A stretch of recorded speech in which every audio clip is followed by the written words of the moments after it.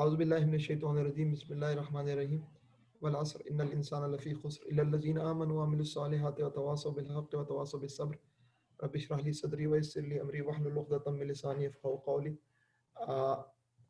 آپ کو جیسا کہ ٹائٹل سلائیڈ میں نظر آ رہا ہے، اسلام اور بین الاقوامی تعلقات کا علم. آج کی نشست کے اندر جو ہے وہ ہمیں اس حوالے سے جو ہے وہ گفتگو کرنی ہے. اچھا، یہ ایک اور ونڈو بھی آ رہی ہے، میں اس ونڈو کو ہٹانے کے لیے اسٹاپ شیئر کر کے دوبارہ شیئر کرتا ہوں. اسٹاپ شیئر اور پھر دوبارہ شیئر کرتا ہوں کیونکہ وہ ونڈو جا نہیں رہی ہے.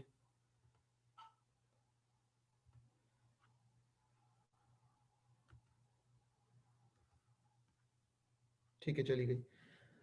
تو آپ کو نظر آ رہا ہے کہ بین الاقوامی تعلقات کا علم نا، تو بین الاقوامی تعلقات کا علم جو ہے وہ اس کا مطلب یہ ہے کہ ہم یہ جاننے کی کوشش کریں گے اس لیکچر کے اندر کہ اسلام جو ہے بین الاقوامی تعلقات کے حوالے سے اپنے اندر کیا علم رکھتا ہے، یعنی کہ انسانوں کو اس حوالے سے کیا رہنمائی ملتی ہے. تو ایک طرح سے یہ ایک یوں سمجھیں کہ علمی لیکچر ہے جس کے اندر ہمیں جو ہے نا وہ ان چیزوں کو دیکھنا ہوگا کہ اسلام میں یہ علم کیسے ایوالو ہوا، کس طرح اس علم کا ارتقا ہوا. تو یہ آپ کو نظر آ رہا ہے کہ دنیا بھر کے جھنڈے، آج کی دنیا اس طرح کی ہے کہ نیشن اسٹیٹس ہیں، اور نیشن اسٹیٹس ہونے کے ناطے نیشنل اور انٹرنیشنل جو ہے وہ ریلیشن شپس ہوتے ہیں. نبی کریم صلی اللہ علیہ وسلم کے زمانے میں نیشن اسٹیٹس نہیں ہوتی تھی. اس زمانے میں انٹرنیشنل کا تصور جو تھا وہ نہیں تھا جو کہ آج کے دور کا تصور ہے.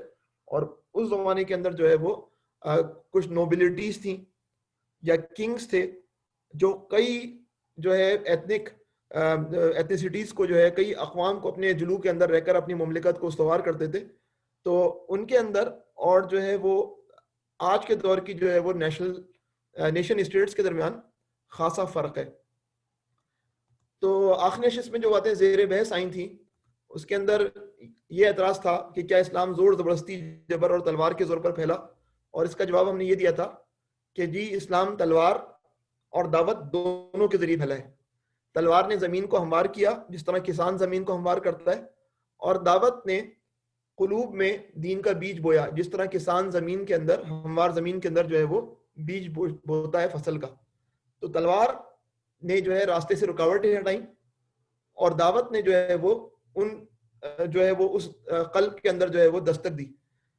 اور یہ صرف اسلام کا معاملہ نہیں ہے، ہر تہذیب کے ساتھ ایسے ہی معاملہ ہے کہ اس تہذیب کو جب فلرش کرنا ہوتا ہے تو اسے راستے کی رکاوٹوں کو دور کرنا ہوتا ہے.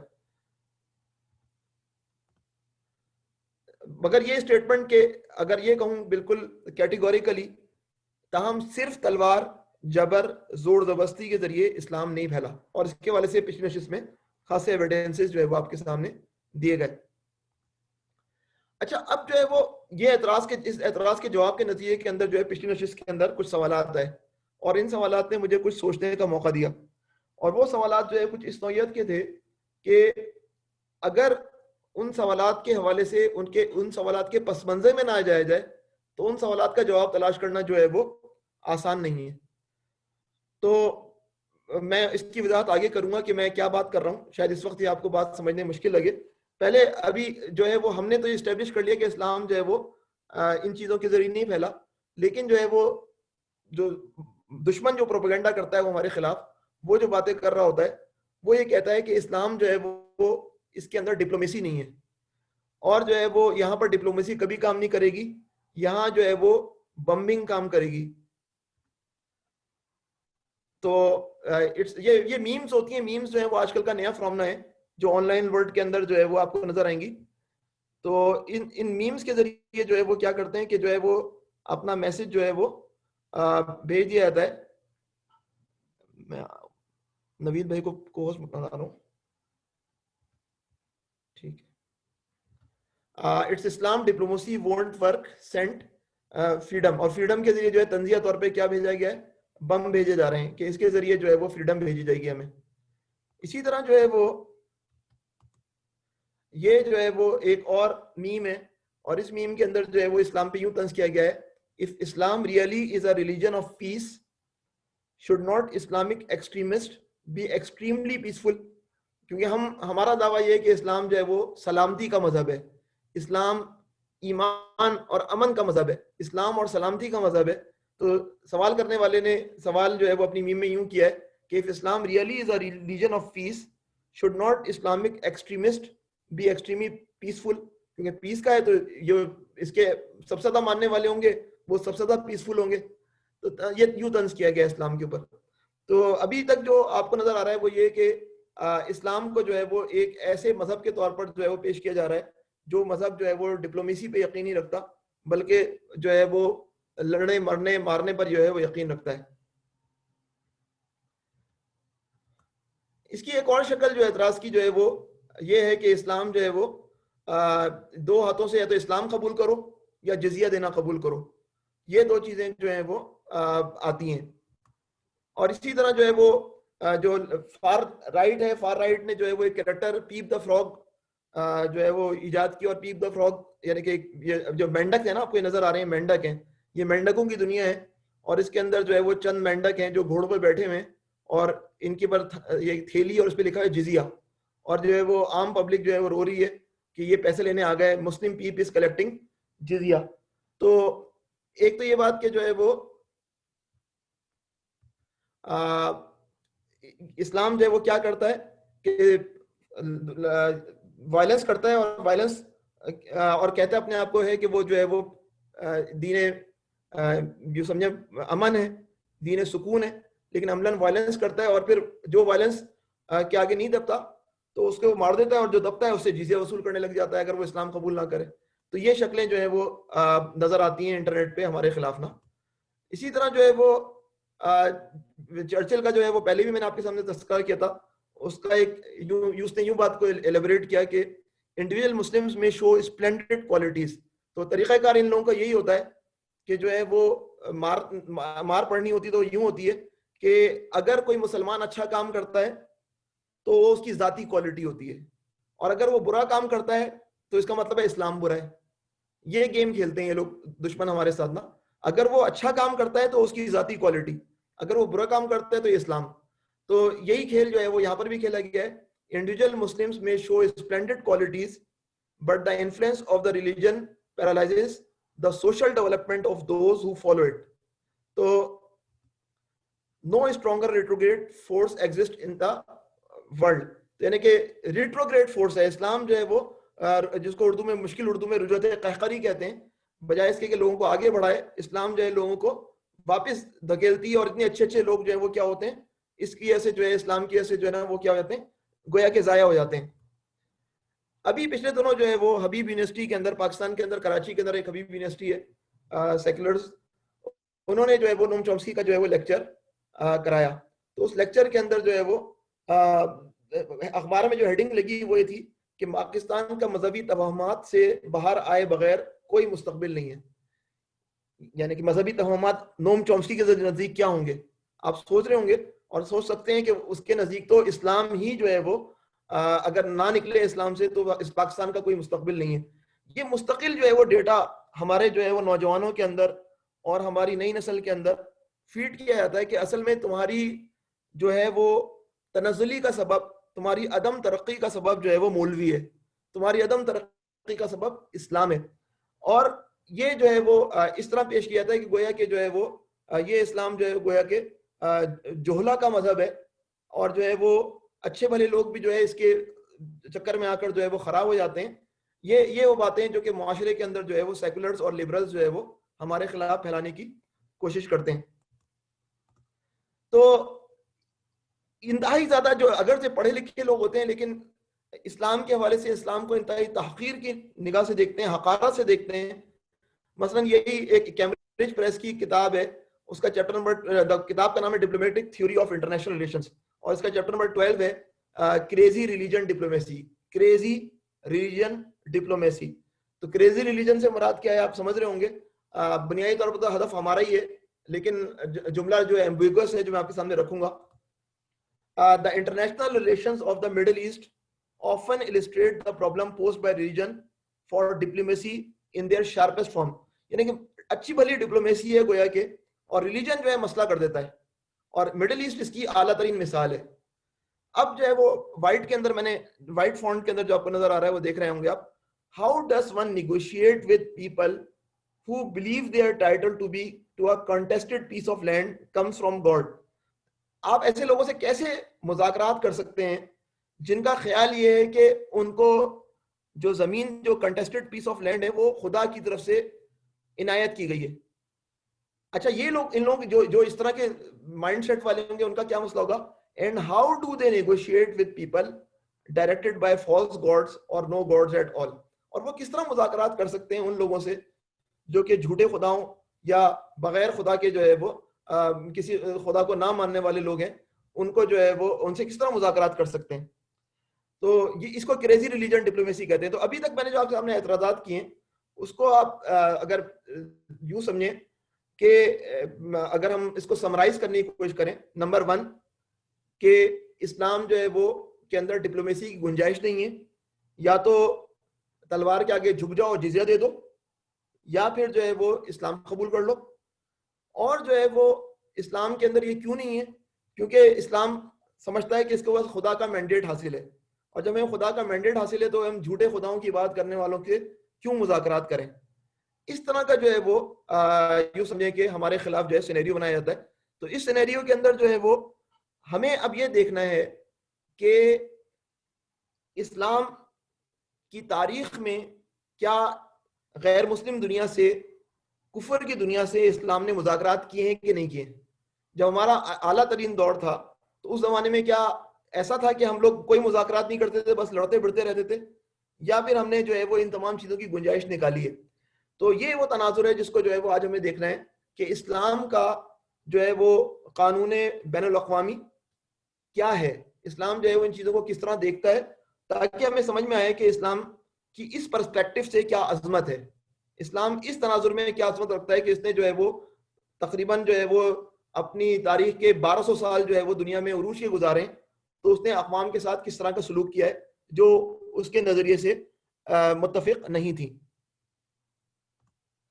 تو اگر سوال کو مزید جو ہے وہ پیرافریز کیا جائے تو یوں بنے گا سوال کہ کیا اسلامی تعلیمات یہ صلاحیت نہیں رکھتی, کیا اسلامی تعلیمات یہ صلاحیت نہیں رکھتی کہ دور جدید میں ان تعلیمات کی روشنی میں مختلف اقوام اس زمین پر امن و سکون اور باہمی تعاون کے ساتھ رہ سکیں؟ کیا اسلام میں یہ کیپیسٹی موجود ہے کہ دیگر اقوام جو کہ اسلام قبول نہیں کرتی ہیں وہ, اور جو اقوام جو اسلام قبول کرتی ہیں وہ سب مل جل کر رہیں اور پرامن رہیں, پرسکون رہیں, باہمی تعاون کے ساتھ رہیں؟ سوال یہ ہے.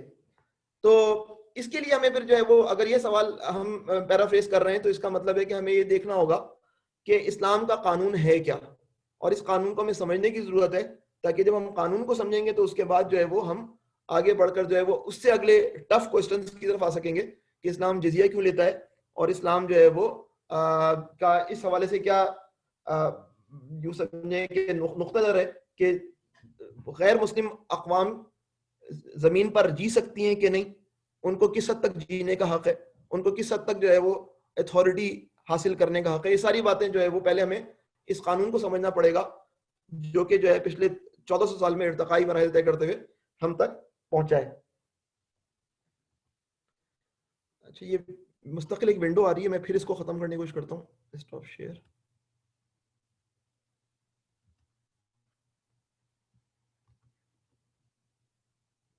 ایک منٹ نا.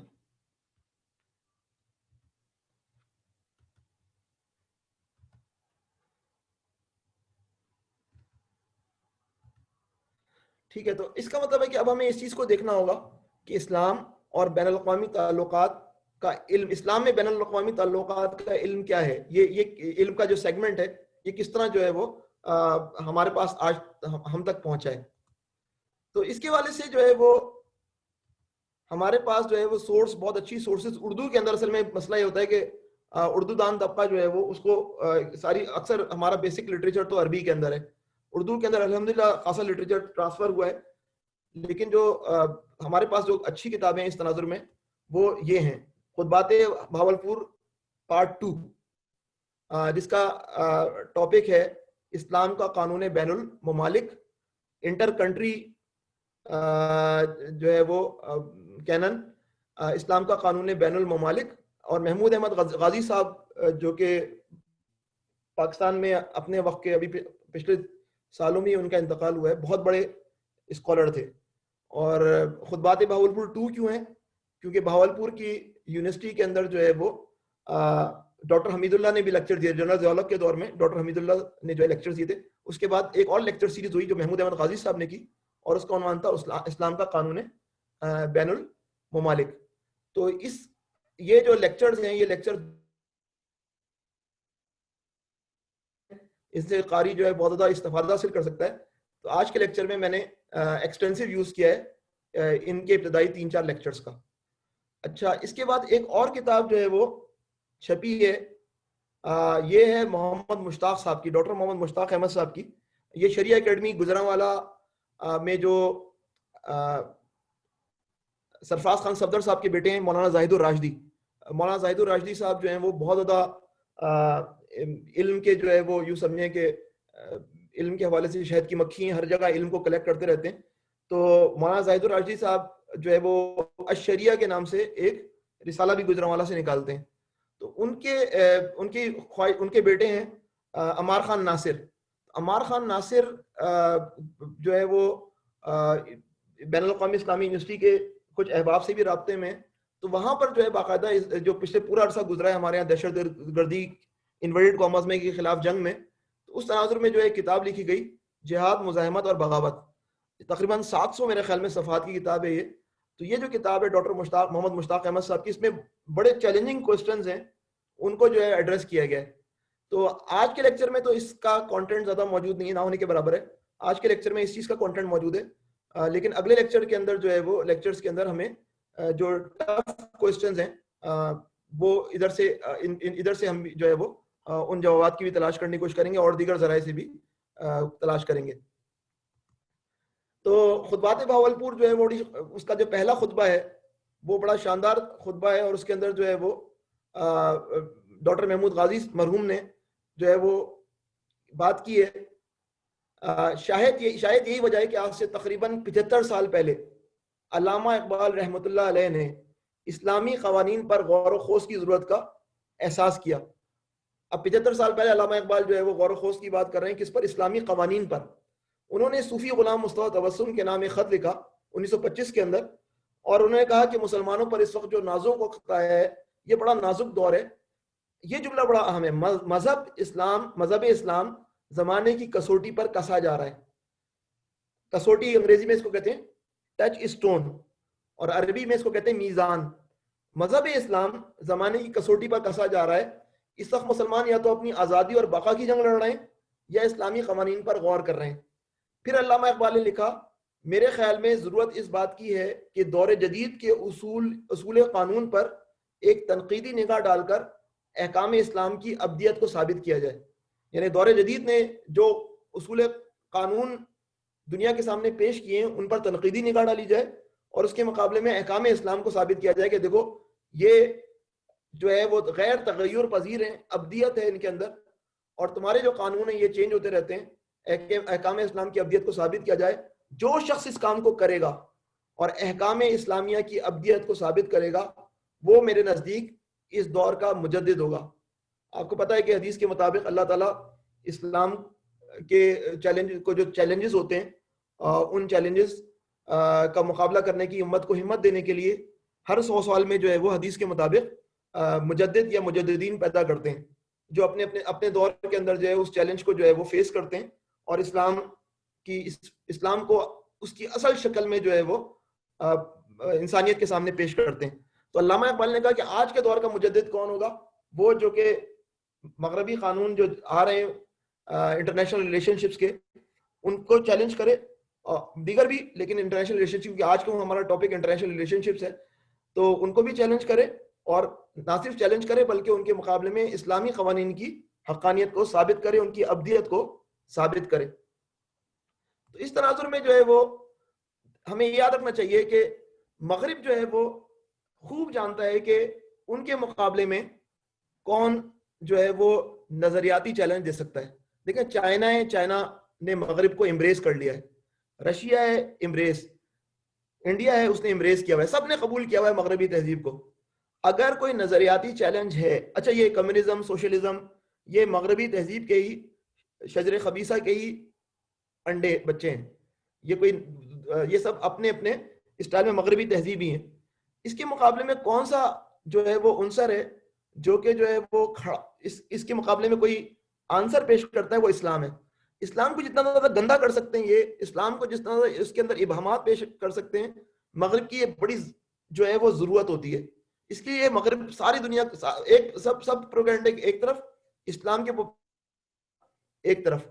تو اس پر جو ہے وہ ڈاکٹر محمود غازی صاحب نے لکھا کہ یا کہا انہوں نے اپنی تقریر میں، آج مغرب کو جو چیز سب سے زیادہ خطرے کا باعث محسوس ہو رہی ہے وہ اسلام کا قانون اور مسلمانوں کی شریعت اور نظام حکومت ہے. پچھلے 50 سالوں کے دوران مغرب کے مفکرین نے اسلامی قوانین اور شریعت پر جو کچھ لکھا ہے اس کی بنیادی اسپرٹ اور روح یہ رہی ہے کہ دنیا کو یہ باور کرا دیا جائے کہ اگر اسلامی قوانین ایک بار پھر اسلامی دنیا میں کار فرما ہو گئے، دنیا میں نہیں اسلامی دنیا میں ایک بار پھر اسلامی دنیا میں کار فرما ہو گئے تو اس سے مغرب کی تہذیبی اور فکری بالادستی کو ٹھیس پہنچے گی. لہذا اپنی بالادستی کے تحفظ کی خاطر بالادست مغربی قوتوں کی کوشش غیر شعوری اور شعوری دونوں طرح سے یہ ہے کہ مسلمانوں کو اسلامی قوانین سے دور رکھا جائے. اسلامی قوانین کے بارے میں ایسی غلط فہمیاں پیدا کر دی جائیں کہ مسلمان اپنے اس لاسانی ورثے اور بے بہا دولت سے دور ہوتے چلے جائیں. اب یہ مغرب کا بھی مسئلہ ہے، اور کچھ تو وہ دشمن ہیں اور کچھ ہم اپنے دشمن ہیں. آپ کو پتہ ہے کہ ہمیں جو ہے وہ اسلام جو ہے وہ کس طرح پیش کیا جاتا ہے، اور جو ہے وہ اسلام کو جو ہے نئی نسل ایسا دیکھتی ہے کہ اس اسلام کا حقیقی زندگی سے کوئی تعلق نہیں ہے. تو یہ دو طرفہ مسئلہ ہے جو کہ جو ہے وہ آج کے مجدد کو، آج کے وہ جو چیلنج کو فیس کرنا ہے دنیا، اور جن لوگوں کو چیلنج فیس کرنا ہے. اور میں آپ کے سامنے یہ بات رکھوں کہ وہ افراد آپ ہی لوگ ہیں، کیونکہ آپ لوگ اس ہمارے پاکستان کے معاشرے میں، پاکستان کے مسلم معاشرے کی یوں سمجھیں کہ انتہائی زیادہ قیمتی جو ہے وہ جزو ہیں. آپ، اللہ نے آپ کو روزگار دیا، اللہ نے آپ کو ذہن دیا، اللہ نے آپ کو اعلیٰ تعلیمی صلاحیتیں دی ہیں، سب کچھ دیا ہے مجھے آپ کو. اگر ہم جو ہے وہ اس چیلنج کو نہیں سمجھیں گے تو پھر یہ کون سمجھے گا؟ اور ہم دنیا بھر کے جو ہے وہ تعلیمات حاصل کریں اور ان چیزوں کو نہ سمجھیں تو پھر جو ہے وہ ہم کس کو جو ہے وہ مورد الزام ٹھہرائیں؟ تو یہ جو مغرب ہے یہ مسلم دنیا کی ایک ایک چیز پر نظر رکھتا ہے. ایک ڈیسیجن ہوتا ہے، میں گارڈین بھی پڑھتا ہوں، فاکس نیوز بھی پڑھتا ہوں، کیونکہ گارڈین جو ہے لبرلز کا اخبار ہے تو فاکس نیوز کی ویب سائٹ جو ہے وہ فار رائٹ کا ہے. اس صورتحال سے دنیا، محمود غازی صاحب کہتے ہیں اس صورتحال سے دنیا اسلام بھی متاثر ہو رہی ہے.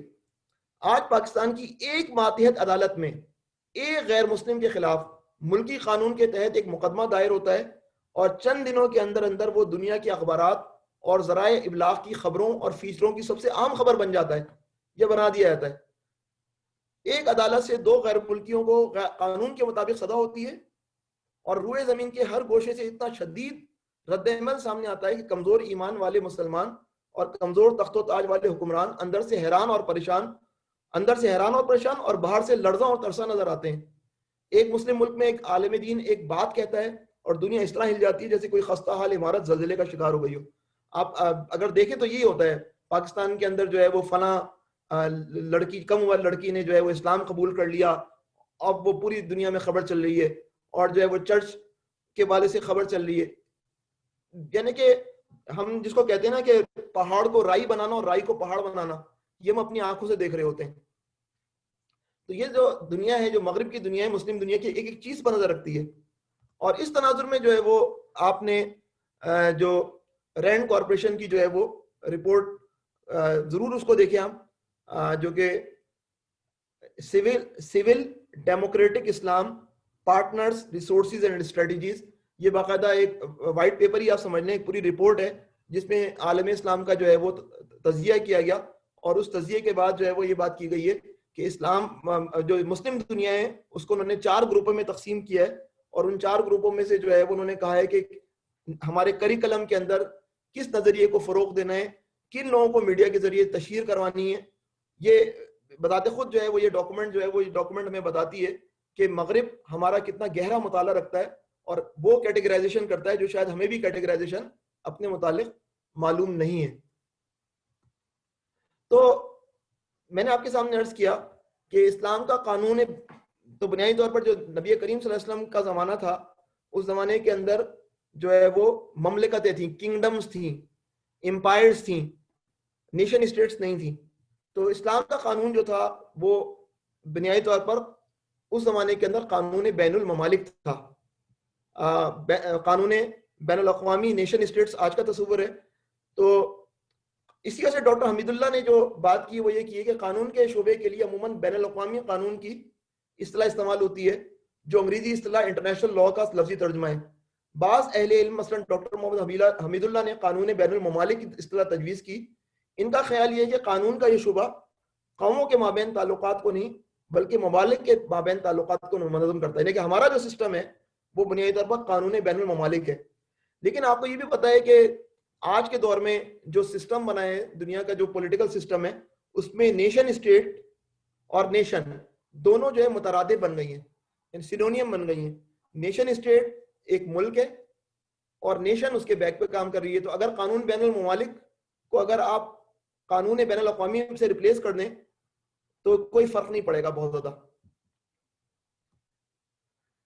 تو اسلام جو ہے قانون بین الممالک ہے یا اسلام کا انٹرنیشنل لا ہے, اس کی اپنی ووکیبلری ہے, اور وہ ووکیبلری جو ہے وہ سکے جو ہے وہ پرانے زمانے کے سکے ہیں, وہ پرانے زمانے کی ووکیبلری ہے.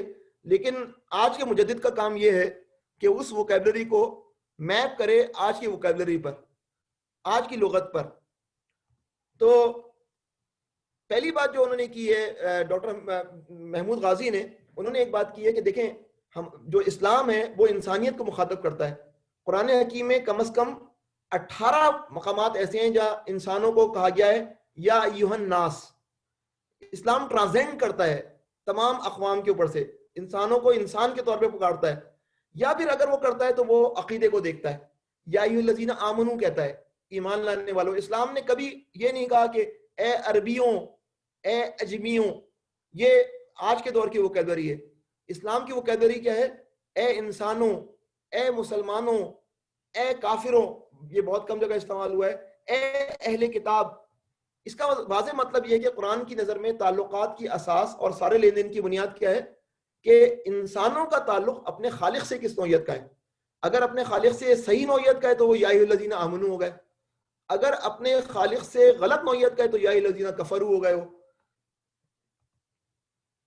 یہی وجہ ہے کہ فقہاء اسلام نے مادر وطن, مدر لینڈ یا فادر لینڈ جیسے الفاظ استعمال نہیں کیے. اس کے برعکس ہماری ووکیبلری کیا ہے؟ ہماری ووکیبلری, ہمارے فقہاء کی ووکیبلری ہے دار الاسلام, دار الکفر, دار الحرب, دار العہد, دار الصلح. یہ اصطلاحات ہیں جو ہمیں ملتی ہیں, اور یہ اصطلاحات ہمیں کیا بتاتی ہیں کہ اس علاقے کی قانونی حیثیت کیا ہے, اور اسلام کے بارے میں یہ اصطلاحات بتاتی ہیں کہ یہاں کے باشندے اسلام کے بارے میں کس طرح کا بیہیویئر کا مظاہرہ کر رہے ہیں. اور اگر ہم کوئی سی بھی اصطلاح استعمال کریں گے ہم فوراً پہچان جائیں گے اچھا یہاں کے لوگوں کا اسلام کے متعلق کیا بیہیویئر ہے. مثلاً فلاں علاقے کے اندر اسلام کی بالادستی ہے, یہ دارالاسلام ہوگا. یہاں کفر کے احکام چلتے ہیں, یہ دارالکفر ہوگا. یہ علاقہ مسلمانوں سے برسر جنگ ہے, یہ دارالحرب ہوگا. یہ علاقہ جہاں مسلمان امن و امان سے ہیں, یا وہ علاقہ جہاں مسلمانوں کو امن و امان میسر نہیں ہے. اس طرح جو ہے وہ اسلام کی ووکیبلری, اس قانون کی جو ووکیبلری ہے اسلام کی, وہ جو ہے وہ وہاں کی پبلک کا مسلمانوں سے, وہاں اس علاقے کا اسلام, عالم اسلام سے کیا تعلق ہے, اس کی بنیاد پر ہماری اپنے اور پرائی کی ووکیبلری بنتی ہے. تو دارالاسلام جو ہے وہ پہلی ووکیبلری کا لفظ ہے یہ. اور دارالاسلام جو ہے وہ فقہ اسلام کی نظر میں دارالاسلام وہ ایک علاقہ ہے جہاں مسلمان آزادی اور سکون سے رہتے ہیں, جہاں ان کو اسلامی احکام پر عمل کرنے اور شاعر اسلام کے اظہار کی کھلی آزادی ہے, جہاں نظریہ اسلام کی بالادستی ہے, اور مسلمان سیاسی اعتبار سے بھی آزاد ہیں اور خود مختار ہیں. تو یہ جو ہے وہ اس کو ہم کہتے ہیں دارالاسلام. یہ آپ جو اس لٹریچر سے واقف ہوں گے وہ جانتے ہوں گے کہ دارالاسلام کی ووکیبلری جو ہے وہ جنگ آزادی یا پاکستان کی تحریک آزادی کے اندر استعمال ہوتی ہوئی نظر آئے گی آپ کو. دارالاسلام وہ لینڈ, اس کی جمع ہے دیار. دارالاسلام وہ لینڈ جہاں پر یہ 3 خصوصیاتوں, یہ امام ابو حنیفہ کی, امام اعظم امام ابو حنیفہ کی دی ہوئی ڈیفینیشن ہے. دوسری جو اصطلاح ہے وہ دارالحرب ہے. دارالحرب جو ہے وہ ایک ایسی ٹرم ہے جس کو یعنی کہ اس کی مختلف ڈیفینیشنز دی جاتی ہیں, لیکن سب سب کو جو ہے وہ ایک ہی جو ہے وہ جگہ پر جمع کر دیا جاتا ہے. اس وجہ سے بعض پرابلم ہوتی ہے. آپ فقہ کی کتابوں کا مطالعہ کریں تو آپ کو دارالاسلام اور دارالحرب کی دو اصطلاحات جا بجا اور بڑی کثرت سے نظر آئیں گی. ان اصطلاحات سے بعض اوقات کچھ لوگوں کو غلط فہمی ہو جاتی ہے اور وہ یہ سمجھنے لگتے ہیں کہ مسلمان دارالاسلام سے باہر ساری دنیا کو دشمن سمجھتے ہیں, یعنی کہ دارالاسلام جو نہیں ہے وہ دارالحرب ہے, کیونکہ دارالحرب اور دارالاسلام کی وکیبلری ہے. ہر غیر مسلم سے سدا برسر پیکار رہنا اپنا مذہبی فریضہ سمجھتے ہیں, کیونکہ سارا دنیا دارالحرب ہے, حرب کا مطلب جنگ ہے. حقیقت یہ ہے کہ نہ دارالحرب کے معنی ہیں اور نہ دارالاسلام سے باہر کے علاقوں کے لیے دارالحرب واحد اصطلاح ہے. تو جو دارالاسلام نہیں ہے وہ لازمی نہیں ہے کہ وہ دارالحرب ہو. دارالحرب کی تعریف امام حنیفہ کے نقطہ نظر کی روح سے یہ ہے کہ وہ دارالحرب وہ علاقہ ہے, دارالحرب وہ علاقہ ہے جہاں اسلام کے احکام نافذ نہ ہو. نمبر 1, جہاں اسلام کے احکام نافذ نہ ہو, جو غیر مسلموں کے سیاسی اقتدار اور بالادستی کے تابع ہو, اور جہاں یا تو مسلمانوں کو امن و تحفظ حاصل نہ ہو, اور اگر حاصل ہو تو وہ کسی غیر مسلم قوت کی عطا کا نتیجہ ہو. مسلمان جو ہے وہ اتنے اسٹرانگ نہ ہو کہ ان کو جو ہے وہ یہ تحفظ حاصل ہو. امام حنیفہ کی تعریف ہے. دارالحرب کے اس مفہوم کو ادا کرنے کے لیے دیگر فقہاء کرام نے دارالحرب کے ساتھ دارالکفر, دارالصلح اور دارالعہد کی اصطلاحات استعمال کی ہیں, جس سے متعلقہ علاقوں کے لوگوں کے ساتھ اسلامی ریاست کے تعلقات کی نوعیت کا اندازہ ہوتا ہے. تو آپ دیکھیں دارالکفر ہے یہاں, اب یہ دارالحرب کی اصطلاح نہیں ہوئی, اس کی انٹرچینج کر دی دارالکفر سے. اب یہ دارالصلح ہے تو اس کے اندر وہ جگہ ہے جہاں پر مسلمانوں کی صلح ہے کسی دوسری نیشن سے, اور جو ہے وہ مسلمان جو ہے وہ اس معاہدے کے تحت جو ہے وہ ان سے معاملات برت رہے ہیں. اس طرح کی چیزیں ہیں. یہ پہلی اسپیکٹ ہے کہ اسلام کا قانون جو ہے وہ انٹرنیشنل لا جو اسلام کی ہے وہ زمین کو کس طرح تقسیم کرتا ہے. زمین کی ڈیوائڈ جو ہے وہ داروں سے ہے, دیار سے ہے, دارالاسلام, دارالحرب, دارالکفر, دارالصلح, یہ وکیبلری کے اندر اسلام کی جو ہے وہ قانون کے اندر ہے. اسی طرح جو ہے وہ دوسری بات جو ہے وہ یہ اسلام یہ دیکھتا ہے کہ اس دار کے اندر بسنے والے لوگوں کا عقیدہ کیا ہے. دوسری بات یہ دیکھتا ہے. دوسری بات جو اسلام کا ہے وہ اسلام کا قانون بین الممالک کسی ریاست پر بحث کرنے سے قبل اس ریاست میں بسنے والے ان گروہوں سے بحث کرتا ہے جو اسلامی نظریے پر ایمان نہیں رکھتے بلکہ کسی اور نظریے یا نظریات کو مانتے ہیں. اب سوال ہی پیدا ہوتا ہے کہ ان مختلف نظریات اور متضاد خیالات پر مبنی نظاموں کی پیروی کرنے والوں کے ساتھ اسلامی ریاست اور مسلمانوں کے تعلق کی نوعیت کیا ہونی چاہیے. مثلا کوئی اہل کتاب ہے تو اسلامی ریاست کا کچھ اور بیہیویئر ہوگا. اگر کوئی بت پرست ہے, بت پرست نیشن ہے, تو اس سے مسلمانوں کا بیہیویئر کچھ اور ہوگا. مجوس ہیں تو ان سے رویہ کچھ اور ہوگا. اہل ذمہ ایک اور اصطلاح جو ہے وہ, یعنی اب جو مختلف اصطلاحات ہیں غیر مسلموں کی کیٹیگریز ہیں, ان میں پہلی کیٹیگری جو ہے اہل ذمہ ہے. وہ لوگ جن کے مسلمان رسپانسیبل بن گئے, مسلمانوں نے جن کی ذمہ داری لے لی, یعنی وہ غیر مسلم جن کی حفاظت اور جان و مال کے تحفظ کی ذمہ داری اسلامی ریاست نے لے لی. ان میں وہ غیر مسلم بھی شامل ہیں جو کسی مفتوحہ علاقے کے باشندے ہوں. اب مسلمانوں نے اس جگہ کو فتح کر لیا اور وہاں کے لوگ مسلمانوں کو جزیہ دے رہے ہیں اور اس کے بدلے مسلمانوں کی ذمہ داری ان کی پروٹیکشن کی ہے. اور دوسرے وہ غیر مسلم جو کسی معاہدے کے نتیجے میں ریاست کے شہری بنے ہوں. تو یہ بھی جو ہے وہ اہل ذمہ اسلامی ریاست کی ذمہ داری ہے کہ ان کا کوئی بھی عقیدہ ہو لیکن ان کو جو ہے ان کی حفاظت کرنا جو ہے وہ اسلامی ریاست کی ذمہ داری ہے. دیگر جو غیر مسلموں کو اسلام کا یہ قانون کس طرح تقسیم کرتا ہے, اس کے اندر ایک اہل صلح ہے. اہل صلح کون لوگ ہیں؟ وہ غیر مسلم باشندے جن کے فرما روا یا حکومت کے ساتھ مصالحت ہو گئی ہو اور اس مصالحت کے نتیجے میں ان کو بعض حقوق و مراعات دی گئی ہوں. مسلمانوں کی اس جگہ کے حکمران سے مصالحت ہو گئی ہے اور اب ان کو جو ہے وہ یہ لوگ اہل صلح کہلائیں گے. دوسرے جو ہیں وہ یہ اہل ذمہ نہیں ہے, اہل صلح ہیں اونلی نا. کچھ مرتدین ہیں, مرتدین جو ہے وہ بدبخت مسلمان ہیں جو اسلام قبول کرنے کے بعد یا مسلمان رہنے کے بعد اسلام سے پھر گئے. اسلامی قانون نے اس زمرے کو, اس کیٹیگری کو غیر مسلموں کی بدترین قسم قرار دی ہے. غیر مسلم ان کو ان مراعات اور تحفظات کا حقدار قرار نہیں دیا جو دوسرے غیر مسلموں کو حاصل ہیں. مرتدین سب سے بدترین کیٹیگری ہے غیر مسلموں کی. محاربین جن سے مسلمانوں کی وہ مسلم یا غیر مسلم جو اسلامی ریاست کے شہری ہوتے ہوئے ریاست کے خلاف طاقت استعمال کرے. تو محاربین جو کمبیٹنٹس ہوتے ہیں یہ مسلمان بھی ہو سکتے ہیں اور یہ غیر مسلم بھی ہو سکتے ہیں، یہ مسلمان بھی ہو سکتے ہیں اور غیر مسلم بھی ہو سکتے ہیں، کیونکہ اس وقت ہم غیر مسلموں کی بات کر رہے ہیں. تو اگر یہ ریاست کے خلاف طاقت استعمال کریں اور بدامنی پیدا کریں اور لوگوں کے جان و مال کو خطرے میں ڈال دیں تو ان سے اسلامی ریاست کسی اور طرح سے ٹیکلنگ کرے گی. اہل بغی تو اس حد تک چلے جاتے ہیں کہ وہ مسلم یا غیر مسلم جو ریاست کی حکومت کے خلاف بغاوت کے مرتکب ہو جاتے ہیں اور جتھا بندی کر کے کسی علاقے پر قابض ہو جاتے ہیں، یہ اہل بغی کہلاتے ہیں فقہ کی اصطلاح کے اندر.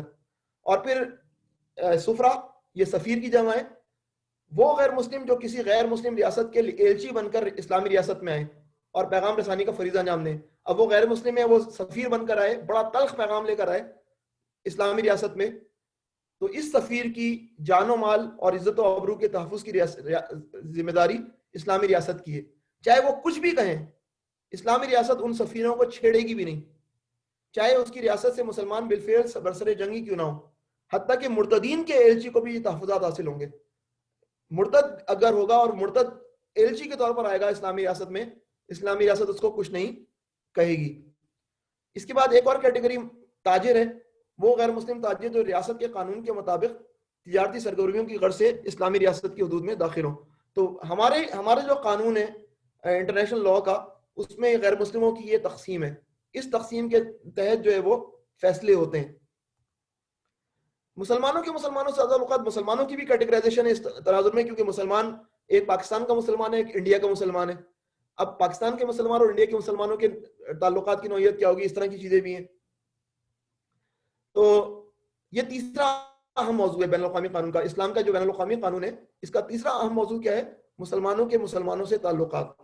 اس میں دارالبغی کے مسلمان بھی ہیں، جہاں پر جو ہے وہ مسلمانوں کا کوئی گروہ بغاوت کرتا ہے اور بغاوت کر کے جائز حکومت سے جو ہے اس کا ایک حصہ چھین لیتا ہے.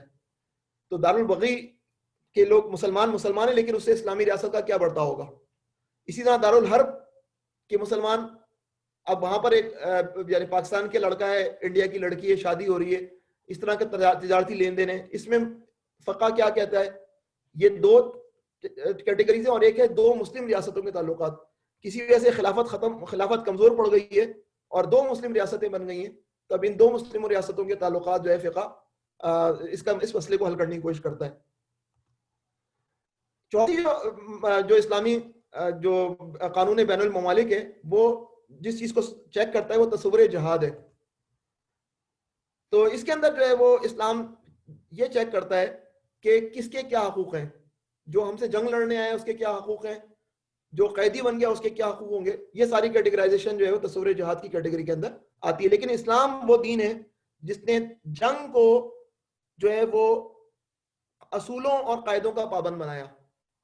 اور اس کی حد دیکھیں آپ، جو تاریخی واقعہ ہے، قتیبہ بن مسلم ہے. قتیبہ بن مسلم جو ہے وہ اپنے وقت کے بہت بڑے فاتح ہیں. انہوں نے سمرقند فتح کر لیا. سمرقند، اچھا سمرقند وسطی ایشیا کے اندر واقع ہے.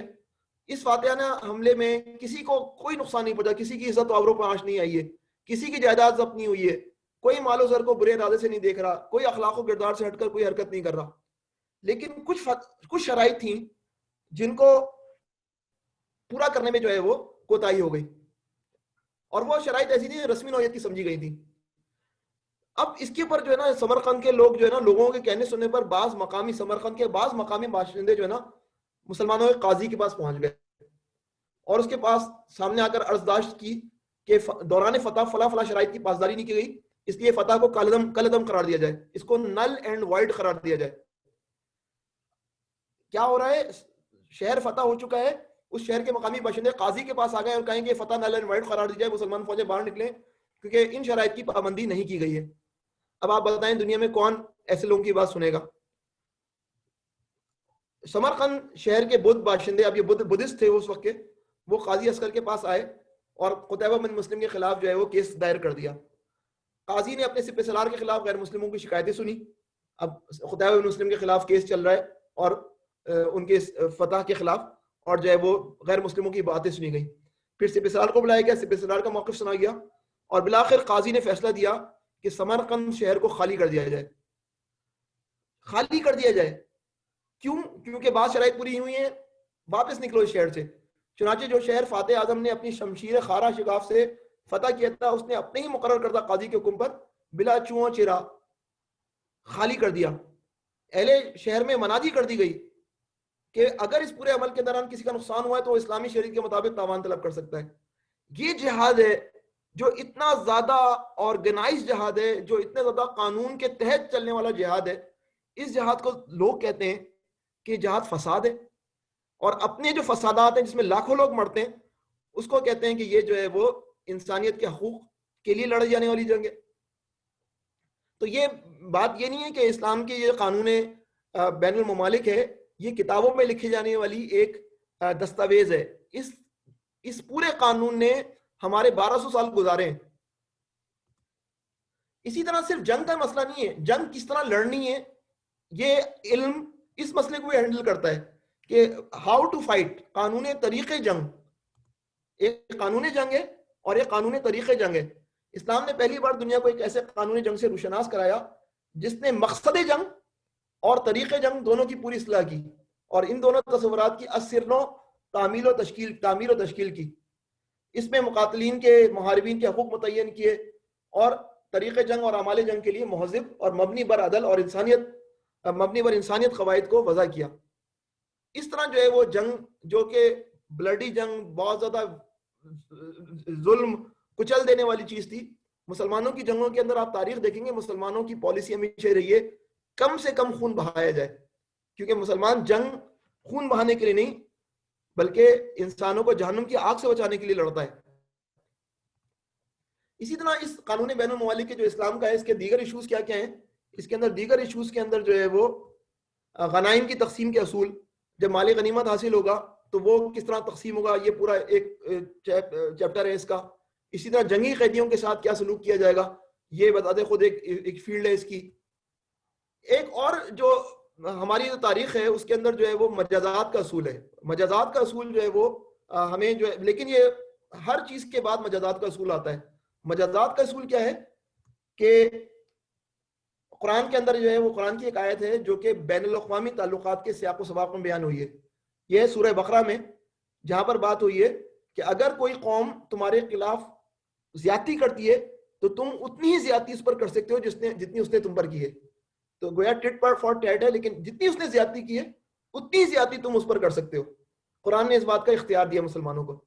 اسی طرح ایک اور جگہ ارشاد ہوتا ہے, یعنی اگر کوئی تمہارے خلاف اقدام کرتا ہے تو تم اس کے خلاف ویسے ہی اقدام کر سکتے ہو, مثلھا, ویسے ہی اقدام کر سکتے ہو.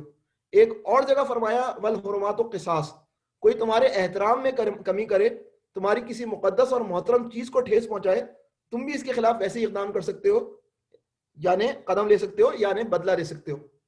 تو آپ دیکھ رہے ہیں کہ اسلام جو ہے وہ, اگر جو اسلام کا اصول ہے کہ اگر کوئی زیادتی کرے تو اس زیادتی کے مقابلے میں بڑھ کر زیادتی نہیں کی جائے گی, بلکہ اتنی ہی زیادتی کرنے کا حق حاصل ہے وہ جتنا کہ جو ہے وہ زیادتی کی گئی ہے. لیکن وہ جو ریٹرن میں زیادتی ہے وہ زیادتی کہلانے کی مستحق تو نہیں ہے نا. تو اس طرح ان تین آیتوں یا اس طرح کی آیات سے فقہا نے ایک اصول نکالا, وہ مجازات کہلاتا ہے, جو اسلام کے قانون بین الاقوام کی ایک بہت بڑی بنیاد بلکہ خود ماخذ قانون ہے. اگر دنیا میں کوئی غیر مسلم قوم مسلمانوں سے خاص انداز کا تعلق رکھتی ہے تو اسی انداز سے مسلمان اس سے تعلق رکھ سکتے ہیں. مسلمان بھی دیکھیں گے کہ ہم سے کیسا رویہ اختیار کر رہا ہے. حضرت عمر فاروق رضی اللہ تعالیٰ عنہ کے زمانے میں اسلامی حکومت کو اطلاع ملی کہ ایرانی سلطنت مسلمان تاجروں سے 10% کسٹم ڈیوٹی یا ٹیکس وصول کر رہی ہے. تو اب یہ صورتحال جب اطلاع ملی کہ مسلمان تاجروں سے 10% ٹیکس وصول کیا جا رہا ہے, تو حضرت عمر نے فرمایا کہ اگر ان کا کوئی تاجر, یعنی ایران سے کوئی تاجر مسلمان ریاست میں داخل ہوگا تو ہم بھی اس سے 10% ٹیکس یعنی کسٹم ڈیوٹی وصول کریں گے. یہ مجازات کے قانون پر عمل درآمد کی ایک مثال ہے یا تھی. اسی اصول پر حضرت عمر فاروق نے حکم وضع کیا, جس سے استدلال کر کے فقہا نے بہت سارے دوسرے اصولوں کا استنباط کیا, اخذ کیے. یہ بھی ایک چیز ہے کہ اسلام صرف یہی نہیں دیکھتا کہ اپنے پرنسپلز, بلکہ اسلام یہ بھی دیکھ رہا ہوتا ہے کہ دوسروں کا بیہیویئر اس کے ساتھ کیا ہے. لیکن بہرحال پورے سسٹم کے اندر معاہدے اور قول کی پابندی کی بڑی اہمیت ہے. اسلام کے اس سسٹم کے اندر, اس سیٹ اپ کے اندر معاہدے اور قول کی پابندی کی بہت زیادہ اہمیت ہے. عدل و انصاف کے ساتھ ایک اور چیز جو اسلام میں بین الاقوامی تعلقات اور لین دین کی اساس رہی ہے وہ معاہدہ اور قول کی پابندی ہے. پاسداری میثاق اور رفاع عہد, یہ بین الاقوامی تعلقات کے باب میں ہمیشہ مرکزی اہمیت حامل رہے. اور اگر سارے آپ سسٹم بنا لیں اور ایفائی عہد ہم نہ کریں, کیا رہ جائے گا پھر وہ؟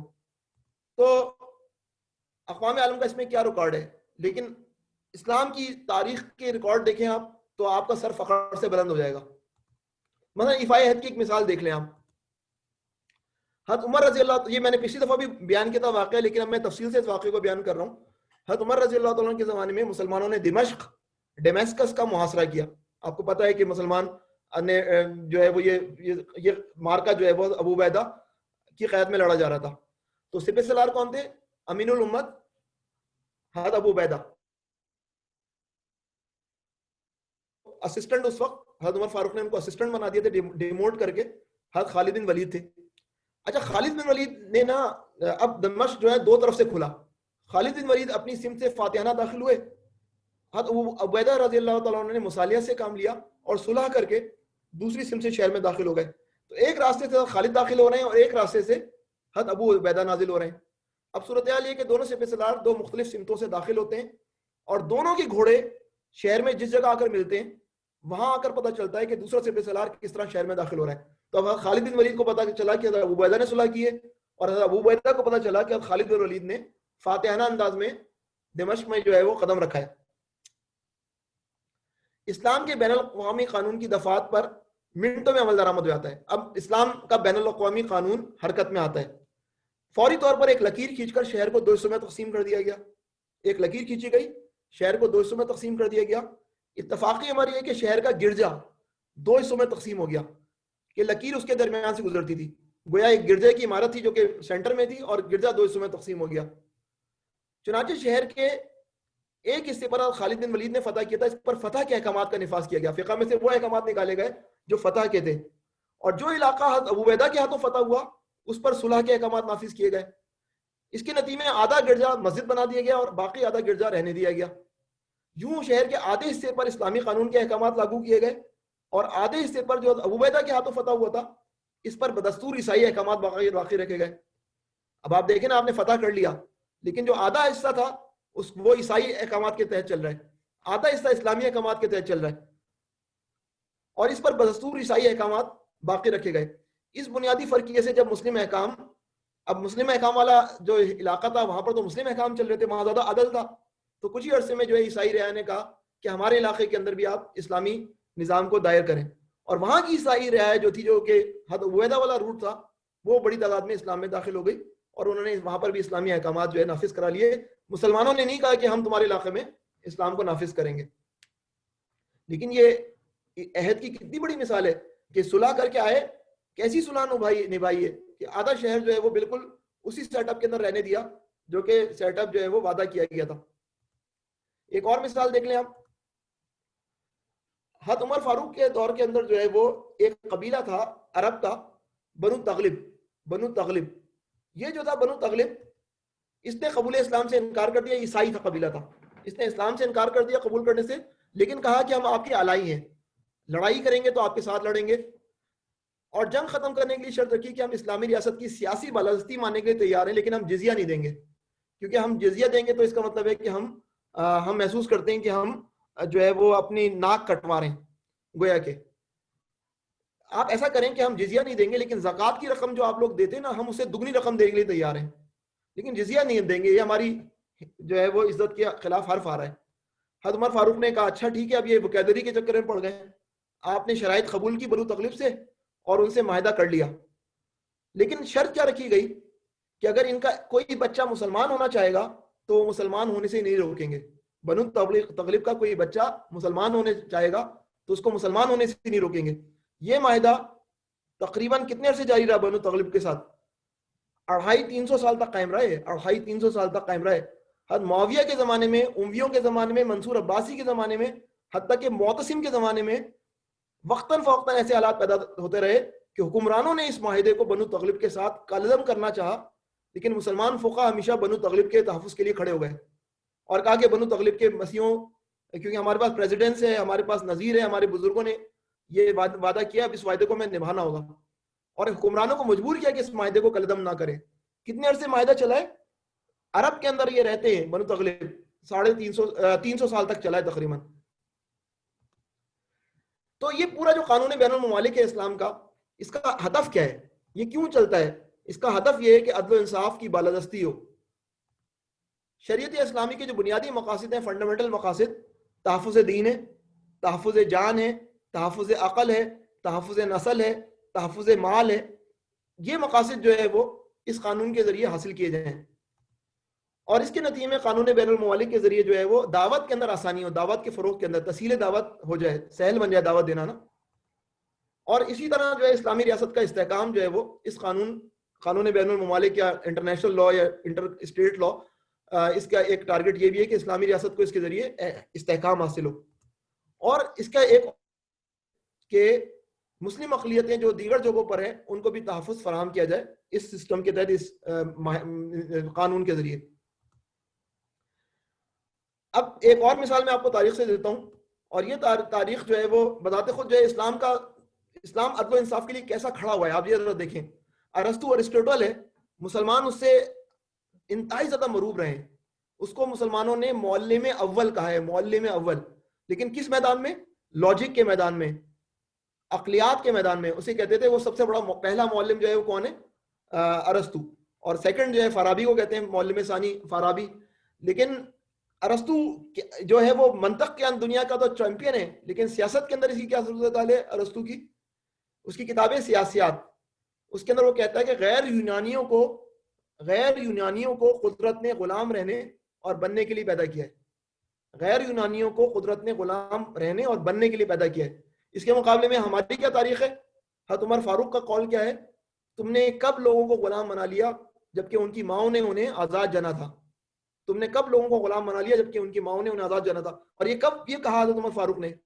یہ کب کی بات ہے جب انہوں نے یہ بات کہی ہے؟ اس کا پورا واقعہ ہے. اس کا واقعہ ہے کہ مصر کے گورنر تھے عمرو بن عاص, یا ان کے صاحبزادے تھے جو ایک نوعمر نوجوان تھے. آپ کو حضرت عمرو بن عاص جو تھے وہ فاتح مصر بھی ہیں, نوعمر نوجوان تھا ان کا بیٹا. اس کا کسی مقامی مصری عیسائی کے ساتھ گھڑ دوڑ کا مقابلہ ہوا. اب مقامی مصری عیسائی ہے, اس کا بھی گھوڑا دوڑ رہا ہے اور گورنر کے بیٹے کا بھی گھوڑا دوڑ رہا ہے. اتفاق سے عیسائی کا گھوڑا آگے نکل گیا اور گورنر کے صاحبزادے کا گھوڑا پیچھے رہ گیا. گورنر کے صاحبزادے نے جوانی کے جوش میں مصری کو چابک مار دیا. گھوڑا نکلا تو اس کا کیا مصری کا یہ جرم ہے کہ گھڑ دوڑ میں اس کا گھوڑا آگے نکل گیا تو چابک پڑ گیا اس بیچارے کو. یہ بھی ممکن ہے کہ گھوڑے کو چابک مارنا چاہتے ہوں اور لگ مصری کے لگ گیا ہو, لیکن مصری نے گورنر کو شکایت کی. مصری فوراً باپ کے پاس پہنچ گیا. گورنر نے صاحبزادے کی سرزنش کی, لیکن گورنر کی سرزنش کے باوجود مصری مطمئن نہیں ہوا. اب وہ مصری جو عیسائی تھا وہ مطمئن نہیں ہوا. وہ مصری چلا مصر سے مدینے کی طرف, کیونکہ اسے پتا تھا کہ ابھی حج کا زمانہ ہے, اور عمر فاروق جب آتے ہیں حج میں تو حج میں تمام گورنروں کو طلب کرتے ہیں. چنانچہ وہ مکہ مکرمہ کسی طرح پہنچا, کسی علاقے میں پہنچا جہاں پر بہرحال وہ میٹنگ کر سکتا تھا. اب وہاں پر جو ہے وہ خلیفہ کے سامنے گورنر مصر موجود تھے. حضرت عمر نے اصول بنا رکھا تھا کہ ہر گورنر ہر سال حج کیا کرے اور پھر وہ اپنی رپورٹنگ پیش کرے اور پبلک بھی آ جائے وہاں پر اور شکایت کر دے اپنے گورنروں کی. مقدمے کی سماعت ہوئی, حضرت عمر نے معاملے کی ساری تحقیق کی. بات ثابت ہو گئی گورنر کے صاحبزادے نے تحقیق واقعی زیادتی کی ہے. آپ نے کیا کیا؟ مصری کو حکم دیا کہ بدلہ لے لو. گورنر مصر کے صاحبزادے کا دعویٰ تھا کہ وہ شریف زادوں کا بیٹا ہے. حضرت عمرو بن عاص کے بیٹے کا کیا دعویٰ تھا؟ میں تو شریف زادوں کا بیٹا ہوں. لیکن اس دعوے کی اسلامی معاشرے میں کوئی گنجائش نہیں تھی. حضرت عمر رضی اللہ عنہ نے مصری سے کہا مار اس شریف زادے کو, مار اس شریف زادے کو. یہ بات آپ نے اس لیے فرمائی کہ نسلی برتری کا خمار یا غماز یہ جملہ ایک صحابی کے بیٹے سے نکلنا مناسب بات نہیں تھی. اس موقع پر آپ نے یہ تاریخی جملہ کہا ہے. کیا تاریخی جملہ؟ کہ تم لوگوں نے کب سے انسانوں کو غلام بنا لیا ہے حالانکہ ان کی ماؤں نے انہیں آزاد جنا تھا. یہ آپ دیکھ رہے ہیں کہ مسلمان کا کام یہ نہیں کہ مسلمان کی ہر حق و باطل کے اندر حمایت کرے گا. مسلمان کے کام اس وقت آئے گا جب وہ حق پر کھڑا ہوگا. اگر وہ باطل پہ کھڑا ہوا ہے تو مسلمان اس کے کام آئے گا جو اس مسلمان کے خلاف کھڑا ہے. یہ نظریاتی جو ہے وہ نعمت ہے جو اللہ تعالیٰ نے جو ہے وہ انسانیت کو دی ہے. یہاں پر آ کر جو ہے میں نے آپ کے سامنے تھوڑا سا اسلامی قانون بین الممالک کے حوالے سے کچھ باتیں رکھ دی ہیں. اس کی بنیاد پر جو ہے وہ ہزاروں اصول ہیں جو کتابوں میں لکھے ہوئے ہیں, جو میں سمجھتا ہوں کہ اللہ نے مجھے موقع دیا تو میں ان کو پڑھنے اور سمجھنے کی بھی کوشش کروں گا. لیکن یہ جو فیتھ بیسڈ ڈپلومیسی ہے یہ بتاتے خود جو ہے وہ کس طرح اس نے قانون اپنے لیے حاصل کیا. میں آپ کے سامنے تھوڑی سی اس کی تاریخ رکھتا ہوں. مسلمانوں کے اس علم کی جس کو بین الاقوامی تعلقات کی ابتدا ہے, اس کے پیچھے ایک پریکٹیکل چیز ہے کہ مسلمانوں کے بین الاقوامی تعلقات کس طرح کی ابتدا ہوئی ہے. آپ مکی دور میں اس کو دیکھتے ہیں کہ مسلمانوں نے انٹرنیشنلی اپنے وجود کو ثابت کرنا شروع کر دیا تھا. مثلا مکی دور کے جو آخری 3 سال ہیں اس میں مدینہ میں بریک تھرو مل گئی مسلمانوں کو. اوس اور خزرج قبائل سے معاہدے ہو گئے, اور یہ معاہدے ایسے نہیں تھے کہ وہ انہوں نے کہا کہ آپ ہم اسلام لے آئے, نہیں, باقاعدہ ایک معاہدہ تھا, اور اس معاہدے میں واضح طور پہ لکھا تھا بیعت عقبہ اول ثانی کہ جنگ کی صورت میں کس فریق کی کیا ذمہ داری ہوگی, یہ تک اس معاہدوں میں تھا. ادھر مکی دور کے اندر ہی مسلمانوں نے حبشہ کے اندر بھی اپنی جو ہے دعوت, مسلمانوں کے سفیر حبشہ میں بھی پہنچ چکے تھے. ہجرت کے بعد تو صورتحال بالکل بدل گئی. نہ جانے کتنے قبائل جو ہے وہ مدینے میں چاروں طرف سے معاہدے رسول اللہ صلی اللہ علیہ وسلم نے شروع کیے. مدینے میں پہنچنے کے بعد, ہجرت مدینہ کے بعد, ہر طرف مسلمان نبی کریم صلی اللہ علیہ وسلم کی پالیسی تھی کہ مدینے کے چاروں طرف مسلم دوست علاقے بن جائیں تاکہ کفار جب آئیں تو انہیں مسلم دوست علاقوں سے گزرنا پڑے. اور پھر دنیا کی تاریخ کا پہلا تحریری دستور جس کو کہا جاتا ہے وہ میثاق مدینہ, وہ نبی کریم صلی اللہ علیہ وسلم نے جو ہے وہ یہودیوں اور دیگر تمام مدینہ کی کمیونٹی کے ساتھ مل کر کیا. خلافت راشدہ میں بھی اسی طرح کے مختلف قسم کے معاہدے جو ہے وہ ہم دیکھتے ہیں. بنو تغلب کا بھی ہم نے معاہدہ دیکھا.